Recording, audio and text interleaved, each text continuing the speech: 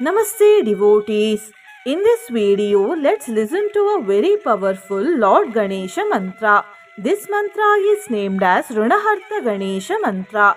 By listening to this powerful mantra, all debts will be removed, obstacles will be destroyed, and joyful life will be obtained.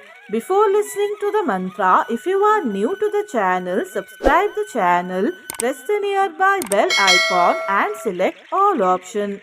Also comment as Om Shri Ganeshaya Namaha.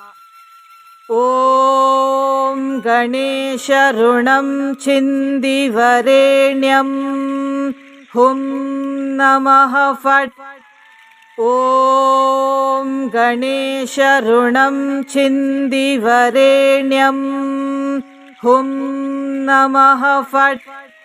Om Ganesha Runam Chindivarenyam Hum Namaha Fat.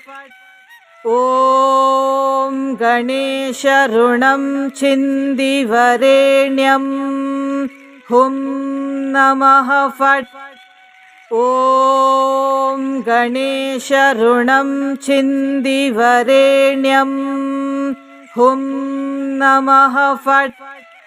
Om Ganesha Runam Chindivarenyam Hum Namaha Fat. Om Ganesha Runam Chindivarenyam Hum Namaha Fat. Om Ganesha Runam Chindivarenyam Hum Namaha Fat. Om Ganesha Runam Chindivarenyam Hum Namaha Fat. Om Ganesha Runam Chindivarenyam Hum Namaha Fat. Om Ganesha Runam Chindivarenyam Hum Namaha Fat. Om Ganesha Runam Chindivarenyam Hum Namaha Fat. Om Ganesha Runam Chindivarenyam Hum Namaha Fat. Om Ganesha Runam Chindivarenyam Hum Namaha Fat. Om Ganesha Runam Chindivarenyam Hum Namaha Fat.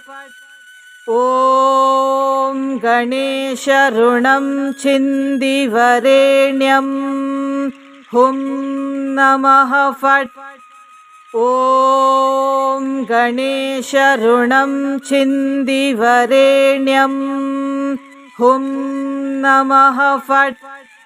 Om Ganesha Runam Chindivarenyam Hum Namaha Fat. Om Ganesha Runam Chindivarenyam Hum Namaha Fat. Om Ganesha Runam Chindivarenyam Hum Namaha Fat.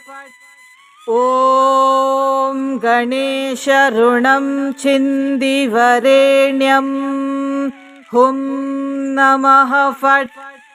Om Ganesha Runam Chindivarenyam Hum Namaha Fat.